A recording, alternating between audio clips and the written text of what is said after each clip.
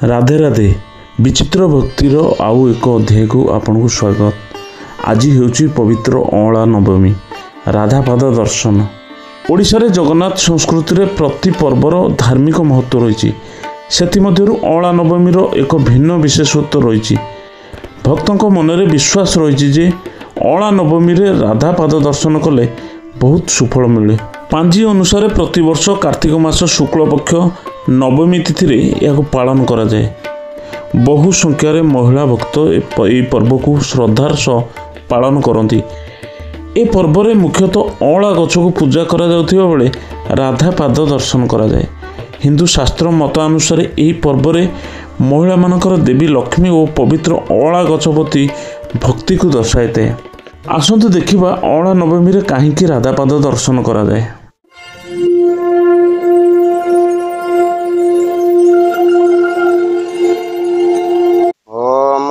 तारा सुल पाणी सुभद्रा भुवनेश्वरी लीलाद्रौतु जगतनाथ साक्षात दक्षिण कालिकी। आमर आसतु जानिबा राधापाद दर्शन कहीं राधा किए कौटू आसिले केमिति प्रभु पाखे रहिले अँला नवमी तिथि कहीं राधापाद दर्शन है आसतु जानिबा। आमर पुरी रे प्रभु अच्छा महाबाहु जगन्नाथंकर सेवक बड़ पंडा जी तांकर सेवक हेले बेलेश्वर महापात्र।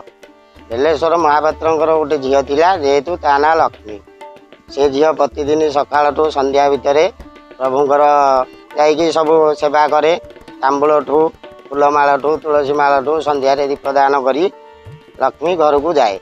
प्रभु जिते साक्षी गोपाल प्रभु साक्षी दबा प्रथा थिला जिते प्रभु आसिले साक्षी देवा जगन्नाथ आमर पुरी मंदिर को साक्षी देवा जिते आसिले बड़ पंडा झील जिते देखिले सेवा करुथी प्रभुंर लोभाग्रस्त रहिले लक्ष्मी उपरे। प्रभु जिते लोभाग्रस्त रहिले मंदिर रे रही प्रतिदिन राति जाती बड़ पंडा घर को। बड़ पंडा किंतु जानीपारे प्रभु नाना अलंकार सब छाड़ी दे आसती आसिक पुणी श्रीमंदिर गौड़ खम्भ पाखे रही जाती। राजा एक जिते जानिले बड़ पंडा को आज्ञा देले ये जिनस सब जाइए केमी तुम घरे रहू। बड़ पंडा एतिक जिते जानिले लक्ष्मीर भी देह धीरे धीरे खराब है झीर जेहेतु प्रभु सबुदिन राति जाती रहीकि राति सहवास हो पुणी फेरी आसती नाना अलंकार रही जाए। यू राधा देह जो लक्ष्मी देह खराब है राजा को स्वप्नादेश कले प्रभु कहले जे सब अलंकार मोर जो छाड़ी आसूची मुझे से जानिला बेलू बड़ पंडा लक्ष्मीर देह से पूरा खराब हो जाता। लक्ष्मीर देहांत हवा अवशेष को प्रभु आज्ञा देले जे तांकर प्रतिमूर्ति तैयारी राधा होइकी बाम पटे माँ पूजा पाइबे। सेठू बाम पटे राधाराणी पूजा पाइले। आउ अनेक मुद्रा रे अछंती तांबूल देखैछंती आउ पाद छबा मुद्रा रे अछंती आउ पुष्प देखैछंती राधा सेठू सृष्टि राधाराणी बाम पटे रहिले। अँला नवमी आमर कहीं अँला नवमी तिथि राधापाद दर्शन है तो जानिले आसन जाना अँला नवमी तिथि कहीं जिते लक्ष्मी देहांत पर राधा रहिले व्रतधारी माने सब आमर कार्तिक मास शुक्लपक्ष नवमी तिथि अँला नवमी पालन हुए। अँला वृक्ष है जोटा कि माँ जगधात्री आम राधाराणी एपटे रहिले प्रभु पाखे जगधात्री की भावी व्रतधारी माँ धात्री भाविक अँला वृक्ष को पूजा करते तले प्रसाद सेवन करती आ परिवार दीर्घायु कामना शरीर आरोग्य द्रौपदीपादी सब व्रतधारी माने पालन करती। एथिपाई नवमी तिथि अँला वृक्ष को पूजा करा जाए माँ जगधात्री रूप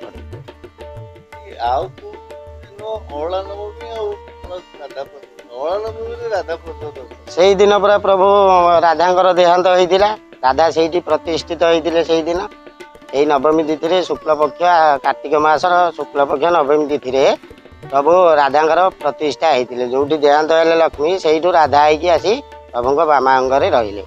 तांबूल पुष्प विभिन्न प्रकार मुद्रा माँ अच्छा व्रतधारी माने से नवमी तिथि को व्रतधारी माने सब व्रत उपयोगी है नवमी तिथि शुक्लपक्ष नवमी तिथि अँला वृक्ष को जगधात्री माँ रूप अँला वृक्ष को व्रतधारी माने पूजा करते। पाद दर्शन प्रभु जिते आनिले माँ को प्रभु जिते प्रतिमूर्ति करी आनिले माँ को प्रतिष्ठा कले बाम पटरे प्रभु आग पाद ठू देखी ସେଇଦିନ ପ୍ରଭୁ ଆଗ ପାଦ ଦେଖିଥିଲେ କେମିତି ମାନେ ମୋ ଲକ୍ଷ୍ମୀ ରାଧା ହେଇକି ଆସିଲା ତା ପାଦଟି ଆଗ ପ୍ରଭୁ ଦେଖିଥିଲେ। ଏଇଠୁ ରହି ଆସିଲା ପ୍ରଥା ଚଳି ଆସିଛି। ପ୍ରଭୁ ସାକ୍ଷୀ ଦେବାକୁ ଆସି ସାକ୍ଷୀ ଗୋପାଳରେ ରହିଗଲେ। ଲକ୍ଷ୍ମୀ ରାଧା ହେଇକି ସେଇଠୁ ପ୍ରତିଷ୍ଠିତ ହେଇ ପ୍ରଭୁଙ୍କ ବାମପଟେ ରହିଲେ। ଲକ୍ଷ୍ମୀ ହେଲେ ରାଧା, ଯେହେତୁ ବଡ଼ ପଣ୍ଡା ସେବକ ଥିଲା ଜଗନ୍ନାଥଙ୍କର, ତାଙ୍କ ଝିଅ ହେଲେ ଲକ୍ଷ୍ମୀ। ସେଇଠୁ ରାଧା ସୃଷ୍ଟି।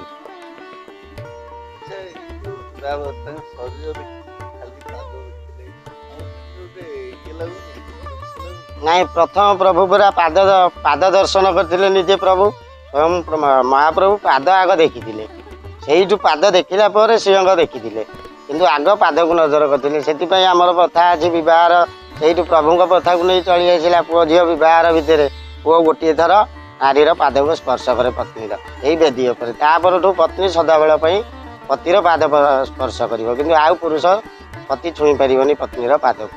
ସେଇଠୁ ପ୍ରଥା ଚଳି ଆସିଛି ଆମର ପ୍ରଭୁଙ୍କୁ ନେଇକି। ଏଇ ପ୍ରଥା ଅଁଳା ନବମୀ ତିଥି ରାଧାପାଦ ଦର୍ଶନ ମାଆଙ୍କର, ଜଗଧାତ୍ରୀ ପୂଜା, ଅଁଳା ବୃକ୍ଷକୁ ଜଗଧାତ୍ରୀ ମା ରୂପରେ ପୂଜା କରି ବ୍ରତଧାରୀ ମାନେ ବ୍ରତ ଶେଷ କରିଥାନ୍ତି।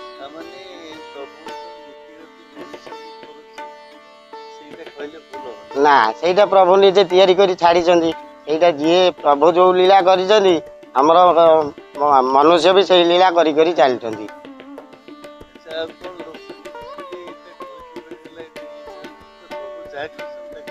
ତାକୁ କେହି ଟାଳି ପାରିବେନି। ଚାରି ଯୁଗରେ ସେଇଟା ଅଛି, ସତ୍ୟ ଚାରି ଯୁଗରେ ଅଛି। କଳି ଆମର ଏବେ ଯୋଉ କଳି ଚାଲିଛି ତା ଭିତରେ ବି ସତ୍ୟ ଅଛି।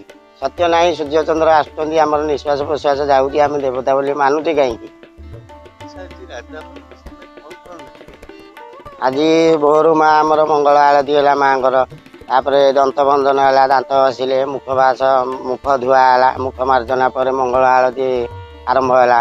ମଙ୍ଗଳ ଆଳତି ପରେ ମାଆଙ୍କର ସ୍ନାନ ହେଲା। ସ୍ନାନ ସରିକି ସବୁ ପାଦ ଏବେ ପାଦ ଦର୍ଶନ ଆରମ୍ଭ ହୋଇଗଲାଣି। ମା ବେଶଭୂଷା ହେଇ ମା ବିରାଜମାନ। ଆମର 3ଟାରୁ ଉଠିଲେ 4:10ରେ ମଙ୍ଗଳ ଆଳତି, 7:30ଟାରେ ଏବେ ମହା ଆଳତି ହେବ। ପୁଣି 11:30ଟାରେ ଭୋଗ ଲାଗିବ ନୀତି ଧୂପ ଶଙ୍କୁଡ଼ି ଧୂପ ଆଳତି। 4ଟାରେ ପଣା, ପୁଣି ମାଆଙ୍କ ପଣା ଧୂପ ହେବ, ମାଆଙ୍କର ପଣା ଲାଗି ହେବ। ସନ୍ଧ୍ୟା ଆଳତି ତାପରେ ବଡ଼ ସିଙ୍ଗାର ବେଶ। ରାତି 10ଟା ପରେ ମାଆଙ୍କର ସବୁ ଉପରେ ଲାଗି ହେଇ ପୁଷ୍ପ ବାହାରି ବଡ଼ ସିଙ୍ଗାର ବେଶ। ଆଉ ସବୁ ପ୍ରୋଗ୍ରାମ ଟିକେ ହେବ, ସଂକୀର୍ତ୍ତନ ହେବ, ଆମର ସବୁ ଭଜନ ଲୋକ ଆସିବେ, ଭକ୍ତ ସମାଗମ ହେବ, ଭକ୍ତ ଆସିବେ। ସାଂସ୍କୃତିକ କାର୍ଯ୍ୟକ୍ରମ ସଂକୀର୍ତ୍ତନ ହୁଏ, ଭଜନ ମଣ୍ଡଳୀ, ମେଳା ଲୋକ ଆସି ମେଳା କରନ୍ତି, ପ୍ରସାଦ ସେବନ କରି ଯାଆନ୍ତି ମନ୍ଦିରକୁ। ଆଜି ଆମର ରାତି 11-12 ହେଇଯିବ ବଡ଼ ସିଙ୍ଗାର ସରିଲା ବେଳକୁ ମାଆଙ୍କର।